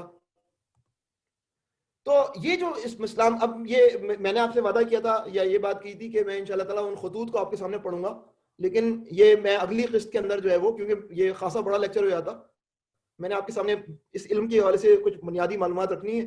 تو آپ مگر یہ صورتحال ہے کہ نبی کریم صلی اللہ علیہ وسلم کے خطوط جو ہیں وہ بذات خود بھی ڈپلوماسی کے شاہکار نظر آئیں گے آپ کو جب میں آپ کے سامنے اور ان کو رکھوں گا. تو علم السیر, اس کو کہتے ہیں علم السیر, جس کو ابھی تک ہم قانون بین الممالک کہہ رہے ہیں, اس کو عربی میں کہتے ہیں علم السیر. جداگانہ انفرادیت کیسے اختیار کرتا ہوا ہمیں نظر آتا ہے کہ علم فقہ کے موضوع پر, اس فیلڈ کے علم السیر کے موضوع پر جو ہمارے پاس سامنے قدیم ترین کتاب ہے وہ امام زید بن علی کی ہے. امام زید بن علی جو ہے وہ سیدنا حسین جو ہے وہ کے پوتے تھے. یہ ایک نامور محدث تھے, فقیہ تھے, اور یہ فقہ زیدیہ جو ہے جو یمن میں ہے, جو وہاں کے شیعہ ہیں, اہل تشیع ہیں, وہ زیدی شیعہ ہیں, تو وہ ان کو اپنا امام مانتے ہیں, حضرت زید بن علی کو. تو ان کی کتابوں میں دوسرے فقہی موضوعات کے ساتھ بین الاقوامی قانون کے احکامات بھی بیان ہوئے ہیں. تو یہ مسلمانوں کی ابتدائی پائنیئر کتاب کون سی ہے, وہ بہرحال ابتدائی کتابوں میں زید بن علی کی یہ کتاب بھی موجود ہے. اور ابھی جو ہے نا وہ یہ اس کتاب کے نسخے جو ہیں وہ میرے خیال میں کسی یورپین لائبریری کے اندر موجود ہیں. تو یہ کتاب سے تو کہانی شروع ہوئی ہے, ابھی تو یہ پورا علم بنے گا. مسلم دنیا کو درپیش نت نئے عملی مسائل کے حل کے لیے فقہ کی کوششیں. تو اس کے اندر جو ہے وہ پھر کیا ہوا کہ وہ فرد جس کو امام ابو حنیفہ کہتے ہیں, امام ابو حنیفہ غیر معمولی شخصیت تھے, جینیس. تاریخ اسلام میں جن جینیس کو پیدا کیا میں امام ابو حنیفہ, تبھی ان کو امام اعظم بھی ہم کہتے ہیں. تو امام ابو حنیفہ نے دنیا کی تاریخ میں پہلی بار قانون بین الاقوام کے موضوع پر ایک مستقل کتاب لکھی. انہوں نے کتاب لکھی, اس کا کتاب کا نام تھا کتاب السیر. کتاب السیر ابی حنیفہ جس کو بھی کہا جاتا ہے, اور وہ سیر ابو حنیفہ کے نام سے مشہور و معروف ہوئی ہے. امام ابو حنیفہ کی کتاب کس طرح تشکیل پائی ہے, کس طرح یہ مدون ہوئی ہے, یہ کتاب امام ابو حنیفہ کی ان علمی کاوشوں اور اجتہاد میں آپ کے شاگردوں کی تعداد کتنی تھی, 40 سے 100 کے درمیان رہتی تھی. وہ آپ کی نشست میں شریک رہتے تھے. یہ جید علماء تھے, اس دور کے چوٹی کے لوگوں میں ان کا شمار ہوتا تھا. وہ امام صاحب کے ساتھ بیٹھتے تھے, مل کر مسائل کے حوالے سے بحث کرتے تھے. ان میں تفسیر کے ماہرین بھی تھے, وہ تفسیر کی روشنی میں بات کرتے تھے, حدیث کے ماہرین حدیث کی روشنی میں بات کرتے تھے, سنت کے ماہرین سنت کی روشنی میں بات کرتے تھے, اور سب سے آخر میں امام ابو حنیفہ اپنی رائے پیش کرتے. بعض اوقات ایک ایک مسئلے پر کئی دن گفتگو جاری رہتی. یہ بحثیں اور گفتگویں امام ابو حنیفہ کے شاگرد رشید امام محمد بن حسن شیبانی نے اپنی بہت سی کتابوں میں مرتب کی ہیں, جس سے اندازہ ہوتا ہے کہ غور و فکر کی گہرائی, علم کی گہرائی اور اظہار رائے کی آزادی اس حلقے میں کس حد تک موجود تھی. تو یہ کلیکٹیو ایفرٹ تھا جس میں 40 سے 100 افراد بیٹھ کر جو ہے وہ اسلام کے سامنے پیش آمدہ مسائل کے حوالے سے گفتگو کرتے اور اسلام کی روشنی کے اندر اس کا حل تجویز کرتے. اس کے اندر کس طرح کے لوگ تھے؟ 18 سالہ نوجوان امام محمد بھی موجود ہیں, اور جید محدث وقت عبداللہ ابن مبارک بھی موجود ہیں. عبداللہ ابن مبارک کتنا بڑا محدث ہیں, وہ بھی امام ابو حنیفہ کی نشست میں موجود ہیں. اور یہ اختلاف کئی دن تک جاری رہتا اور اختلاف پہ رائے ختم ہی نہیں ہوتا تھا. اس طرح مختلف آراء کو ساتھ محفوظ کر لیا جاتا تھا. اب کوئی ڈن ہی نہیں ہوا مسئلہ, تو ساری آراء کو محفوظ کر لیا گیا کہ فلاں کی اس مسئلے پر یہ رائے تھی, فلاں کی یہ رائے تھی, اور یہ ہے. اس طرح ایک مختلف کتابیں تیار کی گئیں, جن میں سے ایک سیر ابی حنیفہ بھی تھی. اور سیر ابی حنیفہ جو ہے وہ بین الاقوامی تعلقات کے حوالے سے جو اس فورم کا ڈسکشن ہے, وہ جو ہے وہ اس کی کمپائلیشن ادھر ہے. لیکن بدقسمتی یہ ہے کہ سیر ابی حنیفہ جو ہے وہ کسی زمانے میں ضائع ہو گئی اور وہ اب ہمارے پاس موجود نہیں ہے. اب کتاب السیر جو ہے وہ کس طرح آگے بڑھی. پرانے زمانے میں جو ہے وہ سیٹ اپ پبلیکیشن ہاؤسز تو تھی نہیں کہ کتاب جو ہے وہ شائع ہو جائے اور پھر جو ہے وہ بڑی تعداد میں اور اس کی پبلیکیشن جو ہیں وہ پوری دنیا میں تقسیم ہو جائیں. پرانے زمانے میں مسلمانوں کے یہاں سیٹ اپ تھا وراق کا. وراق کیا کرتے تھے, مثلا اگر 250 پیجز کی کتاب ہے, ایک ایک مارکیٹ میں ہزاروں وراق ہوتے تھے. تو اب 250 پیج ہو گئے نا, تو 250 پیج کا کرتے یہ تھے کہ ایک ایک پیج ایک وراق کو دے دیا, اور اس وراق نے اپنے حصے کا صفحہ لکھ لیا. اس طرح 250 وراق نے 250 صفحات لکھ لیے, ہر ایک اس صفحے کا اسپیشلسٹ بن گیا. پھر ان 250 صفحات کی اکٹھا کیا گیا, جلد بنا دی گئی اور وہ دوسرے شہر میں بھیج دی گئی. اس طرح جو ہے کتاب السیر کی کئی جلدیں جو ہیں وہ بنائی گئیں اور وہ مختلف جگہوں پہ بھیجی گئیں. تو اس زمانے کے اندر جو ہے وہ ایک اور جینیس تاریخ اسلامی کے تھے, امام اوزائی. یہ کتاب ان کے ہاتھ میں پہنچ گئی. تو بہرحال امام ابو حنیفہ کی کتاب کے نسخے تیار کر کے تقسیم کیے گئے. ان کا ایک نسخہ کسی طرح بیروت کے مشہور فقیہ امام عبد الرحمن اوزائی کے پاس چلا گیا, جو اپنے علم و فضل کی وجہ سے پورے شام و فلسطین میں معروف تھے اور امام اہل الشام کہلاتے تھے. تو گویا امام ابو حنیفہ کہاں بیٹھے ہیں, کوفہ میں, عراق میں, اور امام اوزائی کہاں بیٹھے ہیں, شام میں. اور جہاد زیادہ تر شام کی سائڈ پہ چل رہا ہے, اور تحقیق کہاں ہو رہی ہے, کوفہ میں ہو رہی ہے, جو کہ جہاد کے علاقے سے خاصا دور ہے. تو امام اوزائی کا فقہ تاریخ میں چلا نہیں, لیکن یہ بذات خود ایک فقہی اسلوب کے بانی تھے. ان کی فقہ کئی سو سال تک شام میں چلتی رہی, لیکن اس کے بعد جو ہے امام مالک کی فقہ نے جو ہے ان کے فقہ کی جگہ لے لی نا. تو جب کتاب ان کے سامنے پیش کی گئی سیر ابو حنیفہ, تو انہوں نے تبصرہ کیا کہ اہل عراق کو سیر کا کیا پتا. امام اوزائی نے طنز کیا کہ اہل عراق کو سیر کا کیا پتا. یہ اطلاع جو ہے وہ امام ابو حنیفہ کو پتہ چل گئی, امام ابو حنیفہ اور ان کے سرکل کو. تو آپ امام ابو حنیفہ تو بڑے شخصیت تھے, لیکن آپ کے شاگردوں نے اس تبصرے کا برا مانا. امام اوزائی نے صرف تبصرے کرنے پر اکتفا نہیں کیا, بلکہ اس کے جواب میں ایک اور کتاب لکھ ماری جس کا نام تھا سیر الاوزائی. اور اس میں جو ہے انہوں نے بتایا کہ امام ابو حنیفہ کا یہ نقطہ نظر غلط ہے اور یہ نقطہ نظر میرا ہے اس کے مقابلے میں. تو یوں جو ہے وہ اب دو کتابیں بڑی بڑی فیلڈ کے اندر آ گئیں, ایک امام ابو حنیفہ کی کتاب السیر, اور ایک امام اوزائی کی کتاب. اب امام اوزائی کی کتاب جب کوفہ میں آئی, تو جب تک آئی وہ امام ابو حنیفہ کا انتقال ہو گیا تھا. امام ابو حنیفہ کا انتقال ہوا تو آپ کے شاگرد میدان میں آئے. انہوں نے جو ہے وہ امام ابو حنیفہ کے جانشی تھے امام ابو یوسف. انہوں نے کتاب لکھی الرد علی سیر الاوزائی. انہوں نے رد کر دیا اس کتاب کا, اور اس زمانے میں وہ چیف جسٹس بھی بن گئے. اس وقت انہوں نے کتاب الخراج بھی لکھ دی, جو کہ پھر بین الاقوامی تعلقات پر ایک شاہکار کتاب ہے. وہ خراج کس طرح لے اس کے والے سے کتاب ہے. تو اس طرح جو ہے وہ امام ابو یوسف نے جو ہے وہ اپنے مگر انتہائی زیادہ دیانتداری کے ساتھ, جہاں امام اوزائی صحیح نظر آئے وہاں امام اوزائی کو صحیح کہا اور اپنے استاد کو غلط مانا. تو یہ کتاب جو ہے وہ آئی. اس کے بعد جو ہے وہ دوسری, اور اس کو باقاعدہ جب یہ کتاب آئی تو جو ہے وہ اس کے پر کام مزید آگے بڑھا. تو امام ابو حنیفہ کے ایک اور شاگرد تھے امام محمد حسن شیبانی. امام شیبانی نے ایک اور کتاب, اس کو باقاعدہ سائنس بنا دیا, اور ان کی کتاب ہے کتاب السیر الکبیر. یہ کتاب وہ ہے جو ہسٹوریکل بک ہے, جو ابھی ایگزسٹ کرتی ہے, اور یہ کتاب جو ہے وہ اس فن کی امہات الکتب میں شمار ہوتی ہے.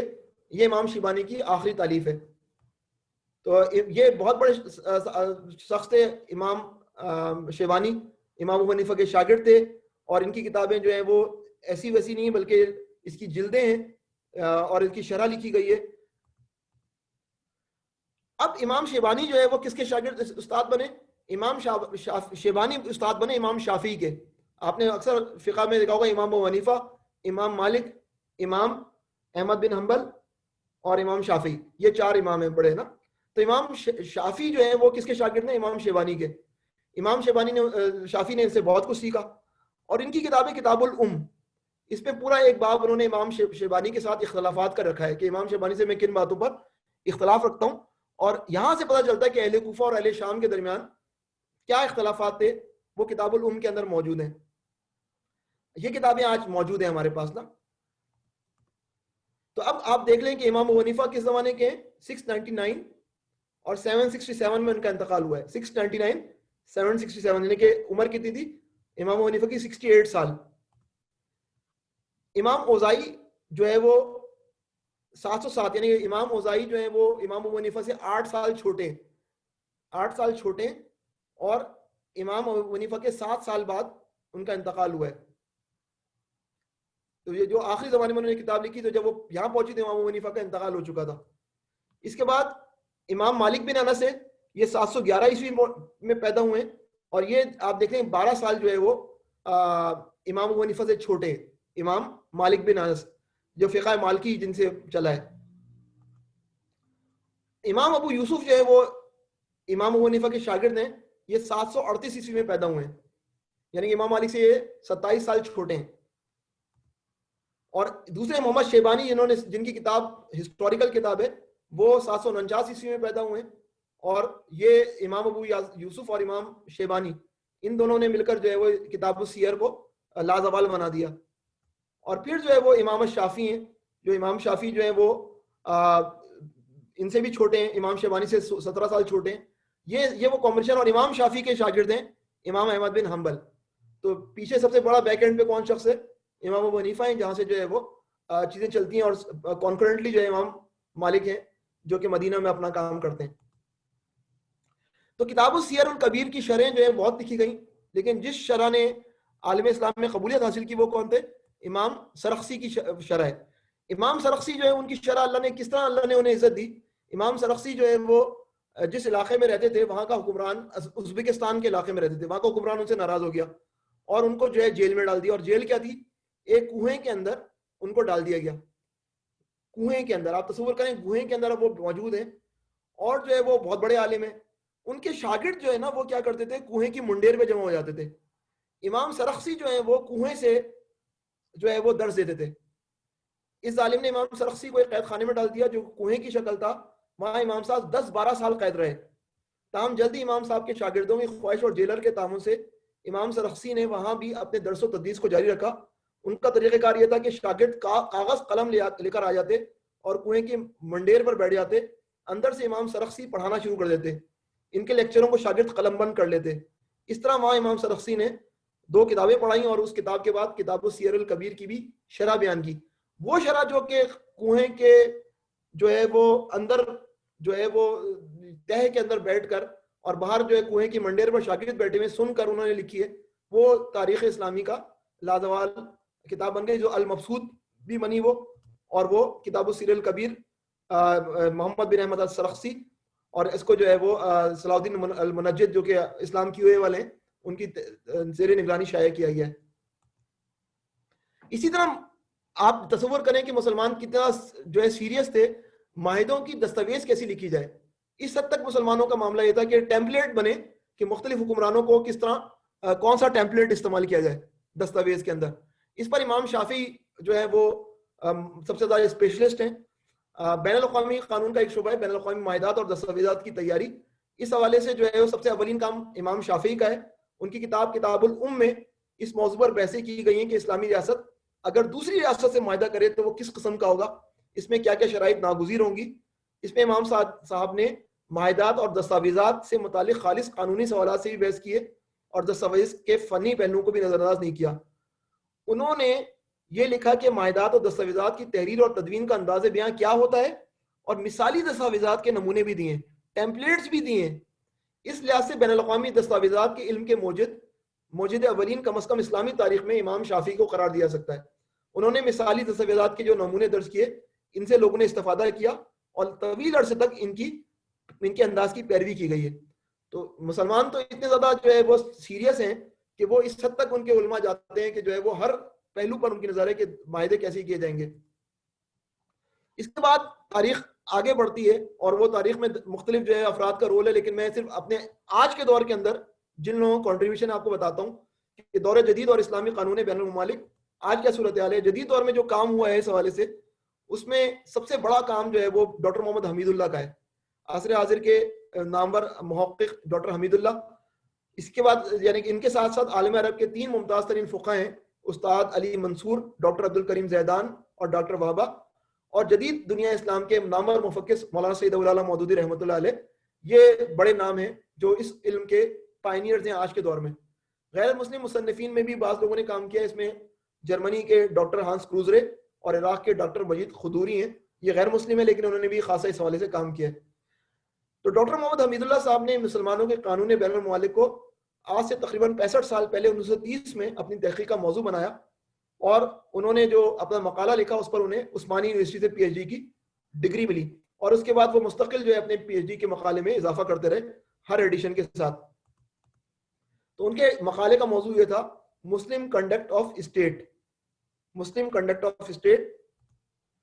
اور اس کتاب پر جو ہے وہ ڈاکٹر محمود غازی کا یہ کہنا ہے کہ ڈاکٹر حمید اللہ جو ہے وہ 20ویں صدی کے شیبانی ہیں. جس طرح امام ابو حنیفہ کے شاگرد رشید امام شیبانی تھے, اسی طرح آج کے 20ویں صدی کا شیبانی کون ہے, وہ ڈاکٹر حمید اللہ ہیں. پریفیس میں انہوں نے کیا لکھا ہے ڈاکٹر حمید اللہ نے, there was no international law in Europe before 1856.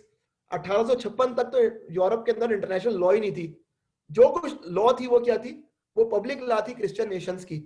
اس کے بعد آہستہ آہستہ یہ لوگ ترقی, اور انہوں نے بتایا کہ ڈاکٹر حمید اللہ نے کہ مسلمان کہاں کھڑے تھے اور یہ کرسچن نیشنز کہاں کھڑی تھیں 1856 تک. اس کے بعد ایک اور کتاب جو ایک سعودی شہری تھے عبد الحامد ابو سلیمان, ان کی کتاب ہے towards an Islamic theory of international relation ships, new direction for methodology and thought. یہ کتاب بھی جو ہے وہ اس کا اردو ترجمہ بھی ہوا ہے, انڈیا سے یہ شائع ہوئی ہے. تو اس کے اندر بھی جو ہے وہ بیش قیمت معلومات ہیں اور بیش قیمت جو ہے وہ ڈسکشنز موجود ہیں. یہ آخری سلائیڈ ہے آج کے لیکچر کی, یا سیکنڈ لاسٹ سلائیڈ ہے. اس یہاں پر آ کر میں اپنی بات کو ختم کرتا ہوں. دیکھیں اسلام کا جو بات ہے نا, ڈپلومیسی نہیں آتی ہے اسلام کو, تو اسلام کا اصلی جرم جو ہے نا وہ یہ نہیں ہے کہ اسلام کو جو ہے وہ ڈپلومیسی نہیں آتی ہے. اسلام کا اصلی جرم یہ ہے کہ اسلام کو ریئل پولیٹک نہیں آتی ہے. اسلام اصولی سیاست کو ہاں کہتا ہے اور ریئل پولیٹک کو نہیں کہتا. ریئل پولیٹکس کیا ہے, ریئلسٹک پولیٹکس. اور ریئلسٹک پولیٹکس کیا ہوتی ہے, وہ یہ ہوتی ہے, کسنجر کا قول ہے یہ, ہنری کسنجر کا, America has no permanent friends اور enemies, only interest based politics. اسلام جو ہے وہ انٹرسٹ بیسڈ پالیٹکس نہیں کرتا, اصولی سیاست کرتا ہے. بتاتا ہے کہ جو ہے وہ ہمیں یہ کرنا ہے, اور اس کے لیے بعض دفعہ مسلمانوں کو نقصان بھی اٹھانا پڑتا ہے, تو مسلمان نقصان اٹھانے کو گوارا کر لیتے ہیں کہ رب العالمین کا یہ حکم ہے. تو اگر دشمن ہمیں یہ کہتا ہے کہ ان لوگوں کو ڈپلومیسی نہیں آتی ہے, تو ہمیں ایسی ڈپلومیسی نہیں آتی جس کو ریئل پولیٹک کہتے ہیں. ہمیں وہ ڈپلومیسی آتی ہے جو ہمیں اللہ کے رسول صلی اللہ علیہ وسلم نے سکھائی ہے. یہاں پر میں اپنی بات جو ہے ختم کرتا ہوں. اگلی نشست میں ہم جو ہے وہ اسلام کا قانون بین الممالک کس طرح اس سوال کا جواب دیتا ہے جو آغاز میں اٹھایا تھا کہ کیا اسلامی تعلیمات کی صلاحیت نہیں رکھتی کہ دور جدید میں ان تعلیمات کی روشنی میں مختلف اقوام اس زمین پر امن و سکون اور باہمی تعاون کے ساتھ رہ سکیں. یہ جو ہے اب اگلی نشست میں ہم بتائیں گے کہ بھئی یہ اسلامی تعلیمات یہ ہیں, اور آج کے دور میں اگر یہ چلیں گی تو کس طرح انسانیت کو جو ہے سکون ملے گا. مجھے اندازہ ہے کہ مجھے اس پہ خاصا پڑھنا پڑے گا, لیکن جو ہے وہ میں کوشش کروں گا کہ جو میں اپنا مطالعہ ہے وہ آپ کے سامنے رکھ دوں. وآخر دعوانا الحمدللہ رب العالمین. جی فاروق بھائی, اچھا فاروق بھائی نہیں ہوں گے تو رضوان بھائی آپ اور نوید بھائی کو میں نے پوسٹ بنایا تھا میرے خیال میں, اور یہ فیاض بھی آ گئے ہیں کیا؟ جی ڈاکٹر صاحب فیاض بھائی آئے تھے, ابھی ہیں کہ فیاض بھائی ہیں؟ میں ان کو بھی جو ہے نا وہ کورس بنا رہا ہوں, تو جو چیٹ سیکشن میں جو سوالات ہیں وہ آپ لوگ بتاتے ہیں مجھے, اگر کوئی ہے. میسج تو کر دیا. السلام علیکم. وعلیکم السلام. میرا خیال ابھی تک کوئی کوشچن کسی نے لکھا نہیں ہے as far as I can say. اچھا ٹھیک ہے, بیچارے لوگ جو ہیں وہ بہت زیادہ اکیڈمک لیکچر ہو گیا تھا تو لیکن میرا خیال ہے عصر کی نماز میں بھی وقت کم رہ گیا, 10-15 منٹ ہے. I'm not sure کہ جی کسی کو کرنا ہے تو I think there is any question تو لوگ chat box میں لکھ سکتے ہیں, and I think then جی جی Shoaib bhai can answer it as well.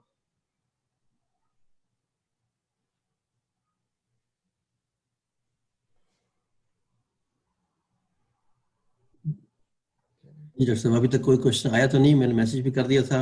اگر کوئی صاحب سوال کرنا چاہیں ڈاکٹر صاحب سے تو چیٹ اصل باکس. میں اگلی ایک دو نشستوں میں پروٹوکول رہے گا, ذرا یہ موضوع حساس ہے تو اس تناظر میں اس وجہ سے یہ چیز رہے گی, ورنہ اس کے بعد انشاءاللہ تعالیٰ پھر ہم دوبارہ اپنی پرانی نہج پہ آ جائیں گے انشاءاللہ.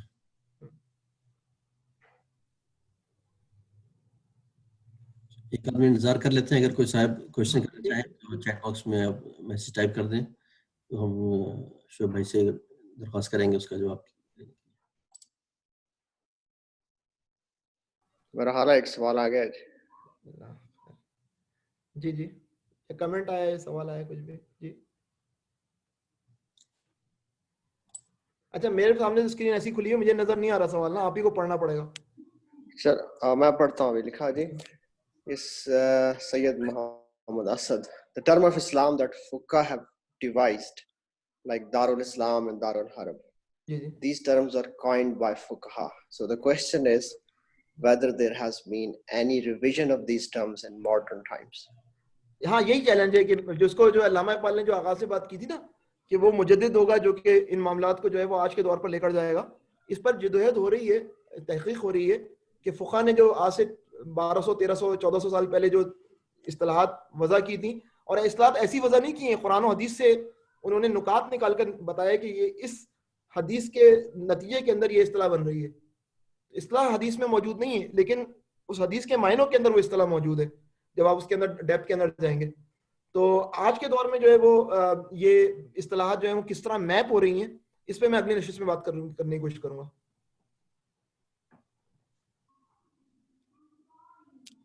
میپنگ ہے اصل میں نا, تو یہ اس میپنگ کو جو ہے جی. ایک اور سوال ہے جی, لکھا ہے کہ جی کیا تمام غیر مسلم ممالک دارالحرب ہیں کیونکہ وہاں مسلمان غیر مسلموں کے زیر نگرانی رہتے ہیں؟ جی جی یہی ایشو ہے جو کہ ہمیں اگلی نشست میں ڈسکس کرنا ہے, اور اس اگلی نشست میں یہ ڈسکس کرنا ہے کہ اگر وہ دارالحرم ہے تو مسلمان کیا پرپیچول وارفیئر کے اندر ان کے ساتھ مبتلا رہیں گے. اس پہ ہم پوری نشست جو ہے وہ اس پہ ہمیں بحث کرنی ہے نا. یہ اگلا اسٹیپ ہے جو کہ ہمیں یہ جس کے سے میں نے سوال لکھا ہے نا, کیا اسلامی تعلیمات میں صلاحیت رکھیں گے دور جدید میں ان تعلیمات کی روشنی میں, تو یہ اگلی نشست کے لیے سوال چھوڑ رکھے ہیں نا.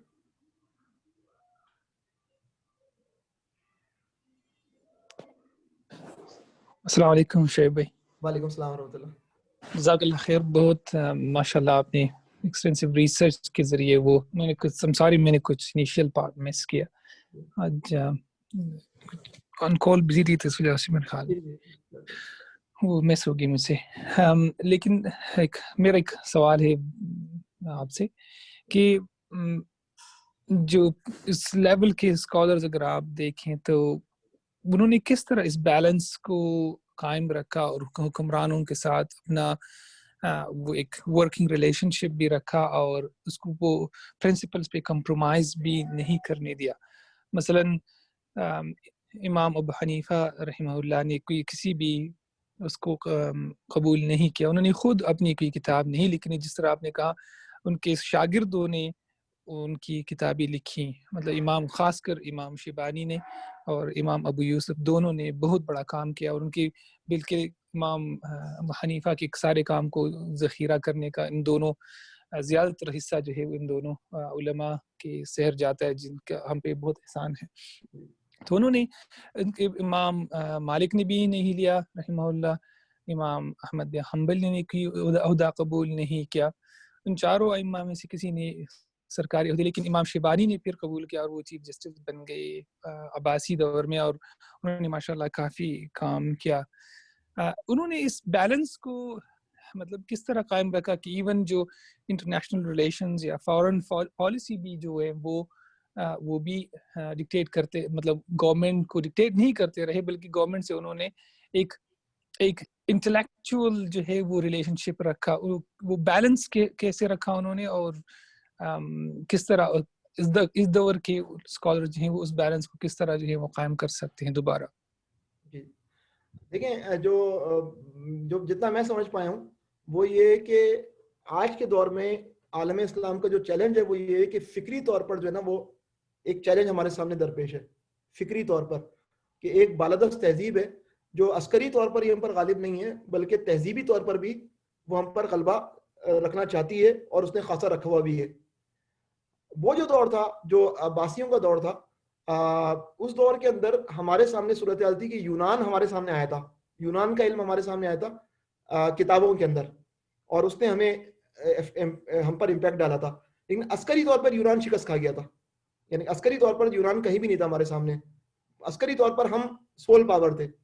تو جب آپ عسکری طور پر سول پاور ہوتے ہیں تو آپ کو کسی ایک انٹلیکچوئل ایکٹیویٹی تو ہوتی ہے کہ عقلیات لاجک کے اندر یونان نے کیا کہا اور یہ ان معاملات میں یونان نے کیا کہا، یہ جو پورا وزڈم حکمت ہے، یہاں سے یونانی کتابیں جو ہیں وہ ترجمے پڑھ کے مسلم انٹلیکچوئل جو ہے وہ دیکھ رہے تھے.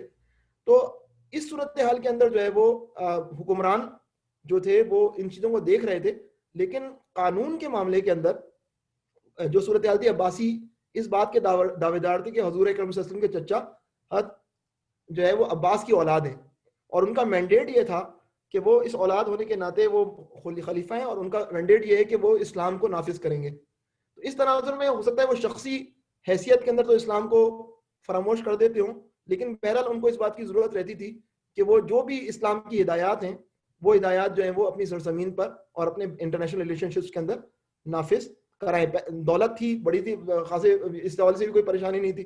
تو وہ کہاں سے آئے گا معاملہ؟ تو جو علماء تھے ان کی وہ پرائیویٹ افیئر تھا. علماء کا جو امام ابو حنیفہ کا جو پورا کام ہے وہ پرائیویٹ وینچر ہے، لیکن وہ اتنا طاقتور وینچر ہے کہ وہ پبلک کے اندر اتنی زیادہ پذیرائی رکھتا ہے کہ پبلک کی وہ پذیرائی جو ہے وہ درباروں کو بھی اس بات پر مجبور کرتی ہے کہ ان فتووں کو لیں اور ان فتووں کو جو ہے وہ امپلیمنٹ کریں. تو امام ابو حنیفہ کا معاملہ تو یہ تھا کہ ان کو مستقل جو ہے وہ آفرز کی گئیں کہ آپ قاضی القضاء بن جائیں، لیکن امام ابو حنیفہ نے اس کو قبول نہیں کیا.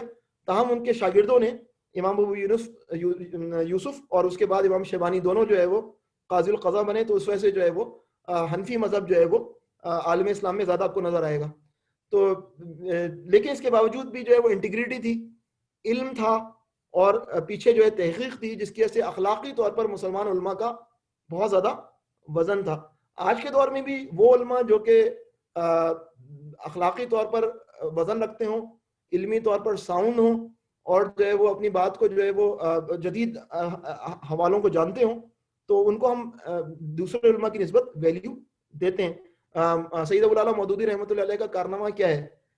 ان کا جو سب سے بڑا کارنامہ یہ ہے کہ انہوں نے اسلام کو بحیثیت نظام حیات آج کے دور کے لیے جو ہے وہ ثابت کرنے کی کوشش کی، اور اس میں وہ کسی حد تک کامیاب رہے. تاہم کیونکہ ان کو اسٹیٹ بنانے کا پہ آنے کا موقع نہیں ملا تو وہ تھیوری جو ہے وہ پریکٹیکل کا روپ نہیں دھار سکی. تو جب تک کہ یہ معاملہ رہے تب تک کہ جو ہے وہ کہ علماء جو ہے وہ اجر نہیں مانگیں، علماء جو ہے اپنے آپ کو مستغنی رکھیں بادشاہ کے مال سے، اس وقت تک علماء کا جو ہے اسٹیٹس رہے گا.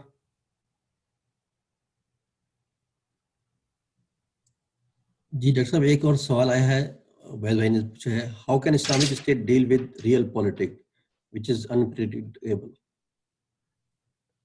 اسلامک اسٹیٹ، ہاں نہیں، یہ تو اسلامک اسٹیٹ نے تو کیا ہے نا، خلافت اسلامیہ، خلافت راشدہ نے ریئل پولیٹک کا ہی تو مقابلہ کیا تھا کہ قیصر سے بھی مقابلہ کر لیا، فارس سے بھی مقابلہ کر لیا، اور پوری دنیا میں ہی سے مقابلہ کر رہے تھے. ریئل پولیٹک تو سامنے والی پارٹی کر رہی تھی، لیکن ریئل پولیٹک کے مقابلے میں ایمان، صلاحیت، تنظیم، یہ سب موجود تھی، کلائمیکس پہ تھی. تو انہوں نے ریئل پولیٹک کو شکست دی، کیونکہ ریئل پولیٹک بہرحال 2 نمبری ہے، چاہے مانے نہ مانے، جبکہ اخلاقی وزن جو ہے وہ دنیا میں شمار ہوتا ہے جب اگر وہ ہو.